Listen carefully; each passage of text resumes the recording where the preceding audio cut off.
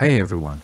Tonight we dive into the heart of ancient Rome, not to witness its victories or politics, but to uncover something darker and more bizarre. While Rome gave us incredible innovations like roads, aqueducts, and legal systems, they also introduced some of the most absurd, theatrical, and downright disturbing punishments the ancient world has ever known. So before you settle in, take a moment to like the video and subscribe only if you truly enjoy the content I create. Also, let me know in the comments where you're tuning in from and what time it is where you are. It's always fascinating to see who's joining us from across the globe. Now, dim the lights, maybe switch on a fan for that soft background hum. But let's begin tonight's journey together. Pain a clay, death in a sack with animal roommates. Ancient Rome was the birthplace of philosophy, architecture, and punishments that sound like fever dreams. Let's talk about pain a clay, which translates to penalty of the sack. This punishment wasn't a quirky medieval game show. It was reserved for those who committed the ultimate Roman crime, patricide. Romans didn't just fine or jail you for killing your father if you murdered dear old dad. The penalty was being sewn into a large leather sack with 4 animals: a dog for loyalty, a monkey for chaos, a snake for deceit, and a rooster to announce your doom. After that, the sack, bursting with panicked animals, would be tossed into a river. It was a messy, noisy, chaotic death. While no one really knows why those specific animals were chosen, historians think it symbolized family, chaos, deed, and vigilance. The scenes made flesh. Can you imagine being in that sack, head-butted by a monkey, coiled by a snake, and trampled by a dog, all while the rooster crows? This punishment wasn't common, but it was occasionally revived by emperors who loved making a dramatic statement. So, next time your dad tells a bad joke, be glad you weren't born in Rome back then. Patricide wasn't therapy. It was sack time with the circus. Inverted crucifixion, flipping the script on suffering. When most people think of crucifixion, they imagine a slow, agonizing death on a wooden cross. But the Romans, always looking for creative ways to punish, added a twist: the inverted crucifixion. This method was typically reserved for people the authorities really wanted to make an example of: criminals, traitors, and rebels. One of the most famous instances of inverted crucifixion was that of Saint Peter. According to tradition, when Peter was sentenced to be crucified under Emperor Nero, he requested to be crucified upside down, stating he was unworthy to die like Christ. So, the Romans obliged. Crucifixion was already one of the worst ways to die, combining asphyxiation, blood loss, and public humiliation. But being hung upside down made it even worse. Blood rushed to the head, muscles strained, breathing became impossible.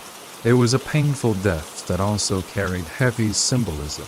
The inverted cross was later adopted as a symbol of humility, though it became associated with horror and metal bands over time.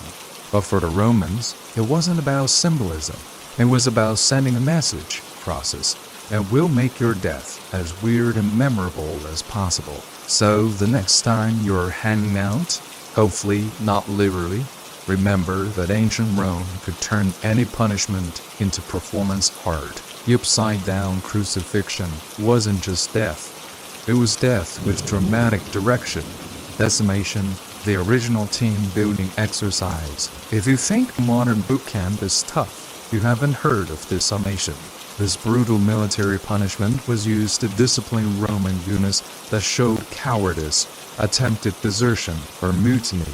The unit would be lined up, and every 10th soldier would draw lots to determine who would be beaten to death by their comrades. It was a horrific punishment designed to ensure discipline.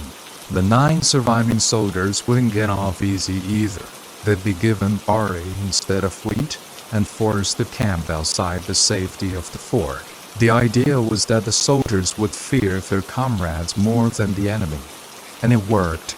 Roman discipline was legendary, and decimation kept soldiers marching in line, even if it meant stepping over a body or two. One of the most infamous uses of decimation was by Crassus, the wealthy general who formed a triumvirate with Julius Caesar and Pompey.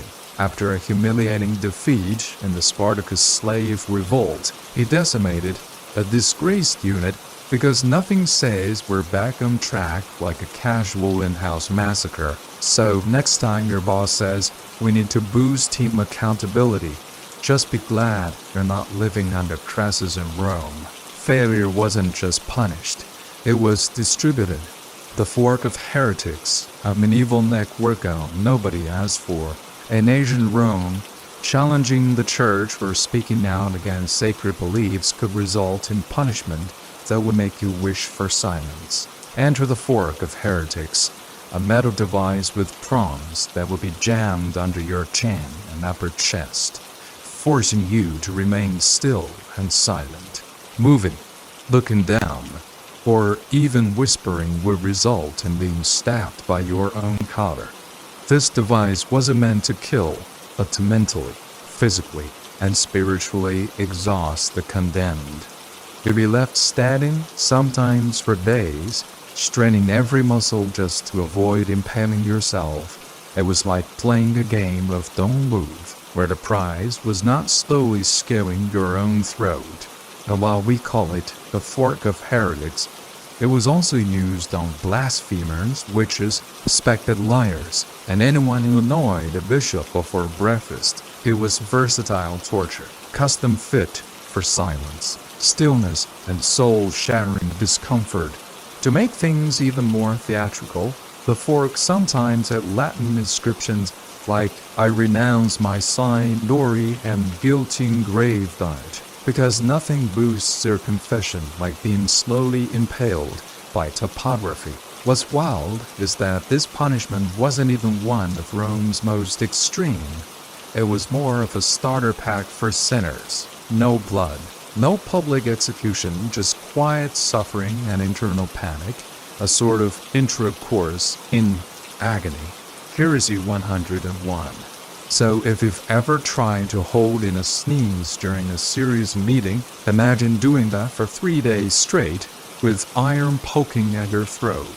In Rome, silence wasn't golden. Thrown from the Tarpeian Rock, Rome's original unfriend button. Forget passive-aggressive texts or dramatic social media unfollows. In ancient Rome, if you betrayed the state, they didn't just cut you off. They threw you off a cliff. Welcome to the Tarpeian Rock, a jagged 80-foot drop on the southern face of the Capitoline Hill, just a short stroll from the Roman Forum. It wasn't just a scenic viewpoint, it was where the Republic took out the trash by launching traitors, corrupt officials, false witnesses, and anyone who made the state say, "Yeah, this one needs dramatic punishment." Twist. If someone did survive the ordeal, say they were still breathing after a day or two, they were sometimes shown mercy with a final blow to the chest or neck sometimes. As horrifying as this sounds, the punishment outlived Rome. Medieval Europe loved it so much they turned it into an art form. Adding spikes, fires, and dramatic scripts, Rome has simply set the stage. So next time you think your commute is rough, remember, at least you're not strapped to a wooden wheel. Becoming the centerpiece of a public bone gallery in Rome, justice wasn't blind, it was bold, brutal, and built for maximum exposure. Execution by hot ash, death by the grainy slow burn. When it came to killing creatively, ancient Rome always has something simmering. Literally, enter one of its lesser-known but deeply disturbing punishments, execution by hot ash. It's not as famous as crucifixion or the lions, but it might just be one of the slowest and most psychologically terrifying ways to die ever devised. No swords, no bloodshed, No quick release, just ashes heated, suffocating, and endless. This gruesome method is credited up for pleasant to Emperor Nero, a man who treated executions like performance art. In one recorded instance, Nero had an enemy buried up to the neck in a pit, so far classic Rome, but instead of beheading or stoning, Nero added a twist. A funnel was inserted into the man's mouth, and hot ash was slowly poured in, not boiling water, not fire ash. At first glance, it seems harmless. Ashes are soft, right? But here's where the genius horror kicks. In the ash is scorching. It clogs the throat, sears the lungs, and suffocates from within. It doesn't kill fast, it chokes slowly, gradually. You feel every moment, every breath turning to fire, every swallow becoming your last. And as the ash settles, you're not bleeding, you're not burned on the outside, but inside everything is failing. It's death by dust, death by suffocation.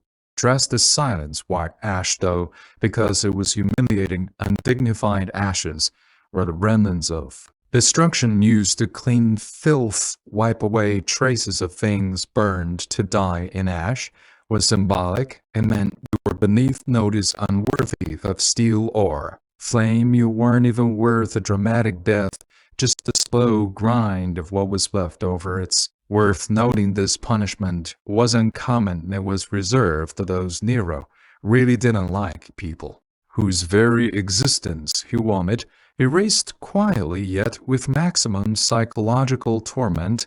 And to the crowd, it didn't look like much. No blood, no screams, just a man in a hole and a trickle of gray dust. So the next time someone tells you ashes to ashes, dust to dust, remember that in Nero's Rome, that wasn't just poetic, it was protocol. The tuna molester, Rome's deadliest wardrobe malfunction. In ancient Rome, fashion didn't kill unless you were wearing the tuna molester, or as we might call it, the flammable death row. Picture this: you're led into an arena or strapped to a stake, and instead of chains or ropes, the executioner approaches you with a tunic. Oh, good, you think, at least they're giving me something to wear. Then you notice it's dripping not with water, but with pitch, tar, and oil. This is the tunica molester, literally annoying tunic, but more accurately, highly flammable nightmare onesie. It was a garment soaked in combustible material, fitted snugly, and then set on fire while you were still very much alive. And inside it, this wasn't just the method of execution. It was a public performance, most famously used under emperors like Nero, who turned executions into after entertainment during his infamous garden parties. Nero would use the tunica molester to light the crowns, human torches illuminating his twisted vision of Roman leisure, who wore it: arsonists, traitors, Christians, anyone deemed worthy of a particularly theatrical end. The flames clung to the body, melting skin, igniting hair, and searing lungs, and there was no escape, no rolling to put it out. The tunic stuck to you, it burned with you. And because Rome loved a good mythological reference, they sometimes modeled it after Hercules' poison shirt, a garment that caused the hero unbearable agony before his death. Rome didn't just kill you, they made it poetic. The real genius, if we can call it, that was in the psychology. You weren't just dying, you were displayed, shrieking, flailing, engulfed in fire, while crowds watched it send a message clearer than any stone inscription. This is what happens when you cross the empire. Some records even suggest music was played during the burning. Nero reportedly plucked his lyre as the flames rose. Talk about a hot performance. So if you ever complain that your clothes are uncomfortable or too tight, be glad they're not soaked in oil and part of a public execution ceremony, because in Rome, fashion didn't just make a statement, it screamed dat mio memoriale. Where Rome deleted you from history, most Roman punishments ended with the body, But some they reached further into memory, into legacy, into obliteration. This is damnio memoriale, the condemnation of memory. Rome's most haunting punishment of all, because what's worse than death being forgotten on purpose? If you were an emperor who embarrassed the state, a general who rebelled, or a senator who fell too far from Grace, Rome might not just kill you, they would erase you completely, statues smashed, or defaced inscriptions, chiseled out portraits painted over your name, struck from official documents, coins, and monuments. If you had achievements, they were reassigned. If you had supporters, they were silenced. And the most devastating part, it worked, many of the people subjected to damnatio memorial were powerful, known, feared, yet today we don't even remember their names because Rome was that good at deletion. Whole reigns vanish into silence. Its historical vaporization. One of the most famous examples was Emperor Gator, brother of Caracalla, after Caracalla had him assassinated in their own mother's arms. No less, he didn't stop there. He ordered Gator's image removed from every mosaic painting and bust. Thousands of inscriptions were edited, his name scratched out by hand. In some surviving art, you can still see the ghost of Gator's figure, awkward gaps, half-faces, names partially scraped away. It's chilling, like history caught in the act of forgetting. But the Damnatio memorial wasn't just about vengeance, it was about control. If Rome could rewrite the past, it could sculpt the future.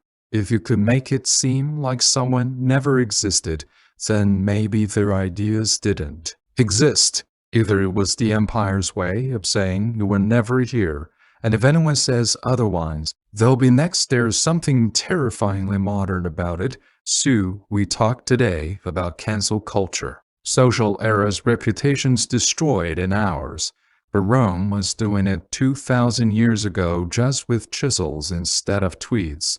So as we close this strange journey through Rome's most bizarre punishment, remember this: the cruelest punishment wasn't fire or lions or ropes, it was the silence that followed. Because in ancient Rome, the worst thing that could happen to you was to be forgotten. In the early 1800s, the American landscape stretched endlessly westward, wild, unknown, and whispering promises to those bold enough to chase them. The east, crowded with cities, factories, and fading farmland, had begun to feel tight, constrictive. But the west, that was the dream, a blank canvas with just enough danger to make the paint stick. It began as a whisper in taverns, in church pews, around dinner tables, stories of open land, of rivers that shimmered like silver, of valleys that bloomed without effort. The Louisiana Purchase in 1803 had more than doubled the size of the young United States.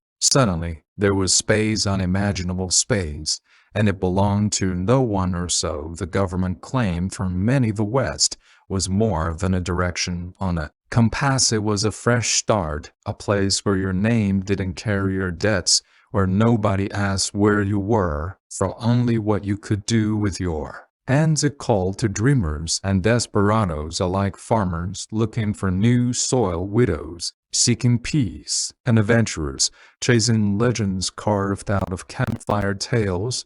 There were no highways, no guarantees, and no second chances. Every journey westward began with uncertainty. Will the wagon survive the mountains? Will the river freeze too soon? Will there be food on the other side? And yet tens of thousands went, entire families with infants swaddled in flour sacks, and grandmothers tucked between crates of salted pork, set off into the unknown. To go west was to gamble everything, but to stay behind felt like surrendering to a life of limits. The frontier wasn't just a place on a map.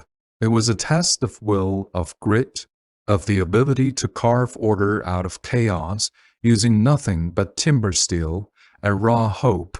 And as the sun sank behind endless prairies and mountain ridges, casting long shadows on wagon wheels and weary faces. One thing was clear: America's story wasn't written. Yet it was being dragged slowly westward, one rickety mile at a time. Before the pioneers could brave the wild frontier, they had to build a vessel that would carry not just supplies, but their entire future. Entered the covered wagon, the backbone of the westward migration. It was no stagecoach or fancy carriage. It was a wooden box on wheels held together by sweat, hope, and iron nails. Most families didn't build wagons from scratch, they bought them or modified existing carts. The most famous type was the Conestoga, but on the frontier something smaller, lighter, and cheaper was needed. That became the prairie schooner, so named because its canvas top billowing in the wind looked like a ship. The great push westward had concluded. The forests were cleared, railroads connected coast to coast, and the buffalo nearly disappeared. Tribes were pushed into reservations, and the land, once vast and mysterious, was now measured, mapped, and sold by the acre. What did that mean? For some, it symbolized victory, the realization of a dream, a continent tamed, a nation stretched from coast to coast. For others, especially native peoples and displaced communities, it represented loss and silence. Where homelands once thrived, there was now emptiness. The closing of the frontier wasn't just about geography. It was about identity, the rugged individualism, the myth of the lone pioneer, the campfire stories of hardship. These did not vanish. Instead, they evolved into legends. Historians like Frederick Jackson Turner argue that the frontier has shaped America's soul, its democracy, its grit, and its restlessness. The frontier taught Americans to adapt, survive, and rely on themselves and their neighbors. It gave birth to icons like the cowboy, the log cabin president, and the gold rush prospector, symbols woven deeply into the fabric of the American myth. But the reality was more complicated. The frontier was also sweat, dirt, disease, and death.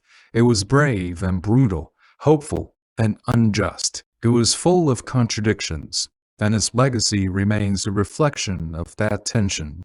Today, the frontier exists not in geography, but in spirit, in the idea that pushing into the unknown, whether it's land, science, or space, defines what it means to be American.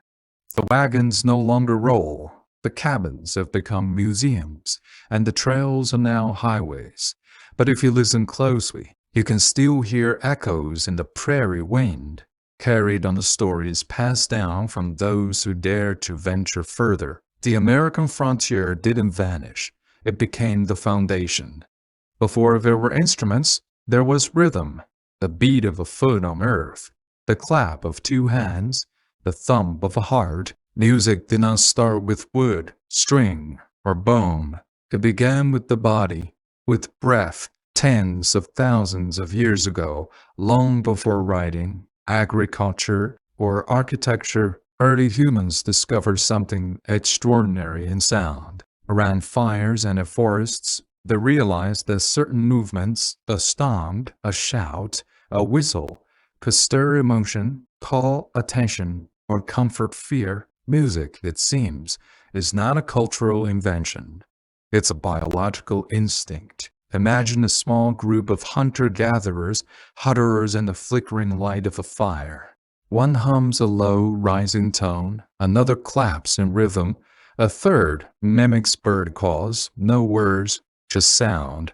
In that moment, they are no longer just surviving the elements, they are connected, they are human. Before the flute, before the drum, sound itself was sacred. Many believe early music emerged from imitation, copying animal calls, or mimicking natural sounds. At some point, these sounds crossed the line from utility to expression.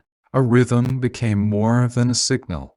It became a language of emotion. A hum became a lullaby. and a scream became a song. There's a theory that music came before language, or at least alongside it.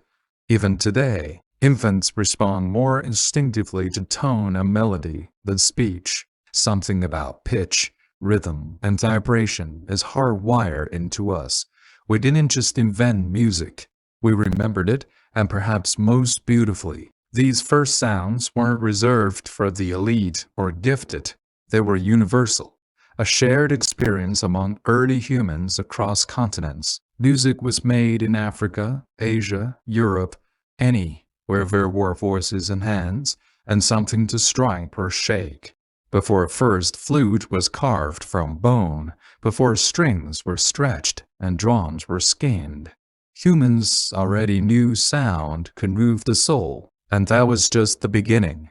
In the chill of Ice Age Europe, where mammoths roamed and glaciers carved the land, a quiet revolution took place, not in tools or fire, but in sound. Somewhere in a cave, an early human picked up a hollow bird bone, bored a few holes into it, and blew. Out came a tone pure, haunting, intentional. This was no accident.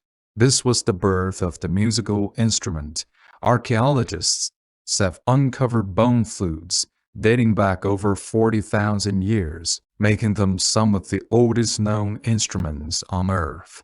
These flutes were made from vulture wing bones or mammoth ivory, no easy materials to work with, but their makers took the time to carve finger holes at precise intervals, allowing for a range of notes. This precision tells us something profound.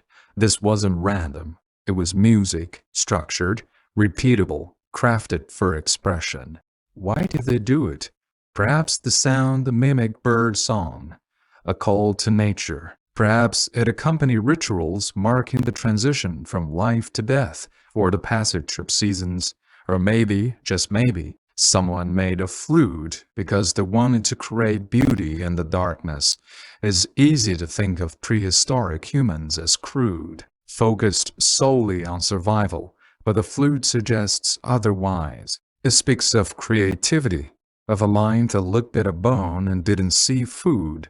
A possibility, these instruments also imply community. A flute played alone makes music, yes, but in a group, it creates rhythm, harmony, and shared experience. Around a fire, flutes may have joined voices, clapping or drumming the logs and stones. The music will rise, echoing off cave walls, the first concerts in human history. And consider this.